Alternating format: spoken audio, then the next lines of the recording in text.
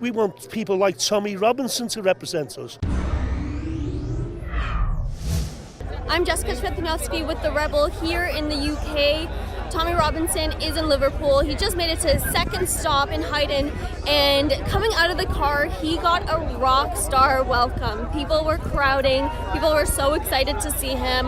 There are some protesters here just on the other side. Police are still trying to keep the protesters away. They are doing a great job today.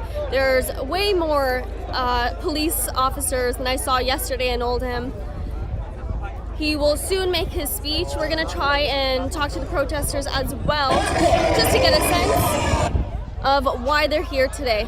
At some point you've probably gone through your head about your work, about your job, about what people say. Some people here will even be lying about where they are to their family. Some people get socially excluded. Although there is a rather small group of Antifa and socialist groups here protesting, going around talking to people at the rally, his support is so strong, Tommy's support is so strong. There's a lot of people that actually won't talk to me on camera and can't talk to me on camera because they're scared of publicly showing their support. They'll talk to me off camera, they tell me how much they love Tommy, how much they support him, and how they know so many other people that support him, but they just don't do it publicly because they're scared of losing their jobs and being disowned by friends and family, being called racist and things like that. It's unreal. It's an actual fear people have just in a democratic society to be scared to show your politics, scared to show your support. So a few times now, people wouldn't talk to me on camera because they are afraid of publicly supporting Tommy Robinson. Why do you think people are scared to publicly? Basically, they start being labelled. They start labelling people. They're fighting for the jobs.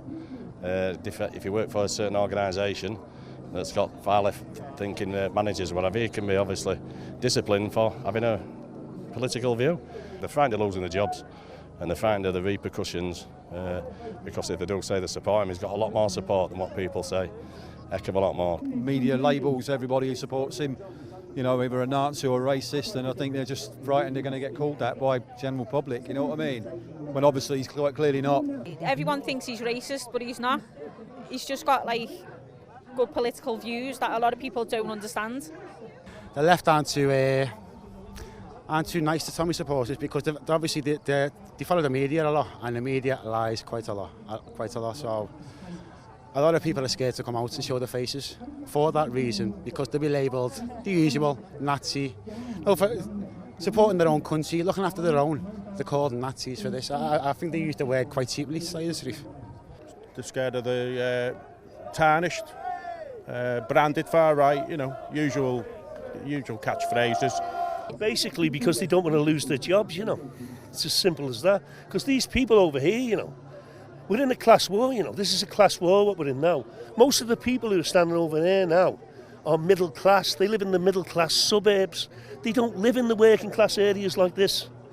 They come into these areas and they think that they can influence the working class people, but they don't, because the working class people are waking up to the fact that we're in a class war, you know. And that's the problem that we've got. And Tommy keeps talking about this all the time. Only 4% of the 650 MPs in the House of Commons are working class. The rest of them are all middle class. So we've got middle class people running our country who have no idea of our perspective or our cultural perspective or our history, and they don't care. They can just do whatever they want. We're living in a times now when there's a middle class resurgence in this country, and it's about time the working class has put their foot down and said, look, we've had enough of this. Do you understand me? We want people like Tommy Robinson to represent us. We want people who tell the truth. We want journalists like you. You work for Rebel Media. We want journalists like you. But they're blocking you off because there's a conspiracy between the mainstream media, as you know, and the government. So in effect, we've only got a few hundred people running the whole country. The editors of the newspapers in Fleet Street, the bosses in charge of the TV stations, the national media, and a handful of chief constables, you know, throughout the country. A handful of people throughout the country are imposing this misery upon us, and they're all comprised of members from the middle-class suburbs. And people, working class people, should wake up to this. And it's got nothing to do with communism.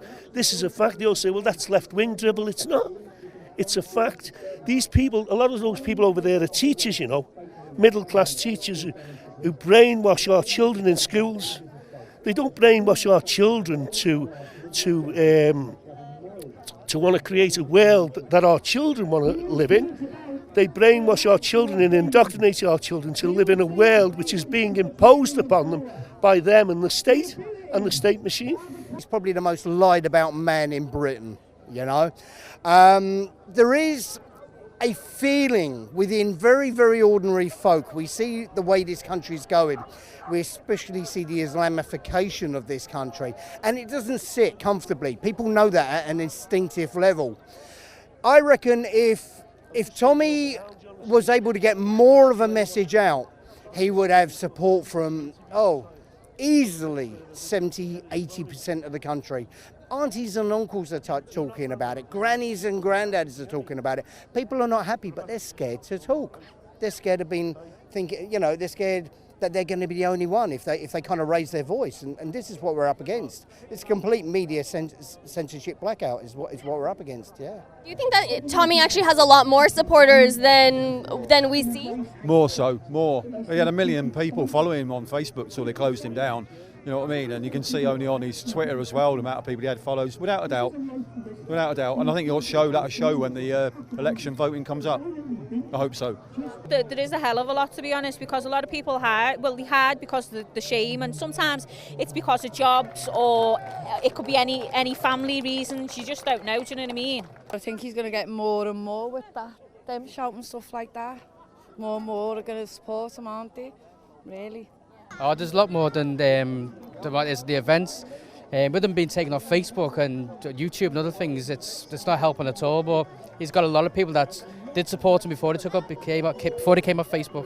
I think it's stronger than people think. It's just people are intimidated by, especially in cities like Liverpool, where there's a Labour left-wing bias. They get intimidated. Anyone who speaks out of right. You've got Jeremy Corbyn, who was here yesterday, calling us fascist and calling us Nazis, that just before Tommy the day before. So people like Corbyn rise people like that up against us, you know. So Tommy's got a lot of support, you know. I'm here in the UK to report on Tommy Robinson's campaign because I don't trust the mainstream media to do so fairly. To see all my videos and help support independent journalism by helping me pay for my journey, please visit TommyReports.com. Unlike the BBC, we get no government funding and we rely 100% on viewers like you.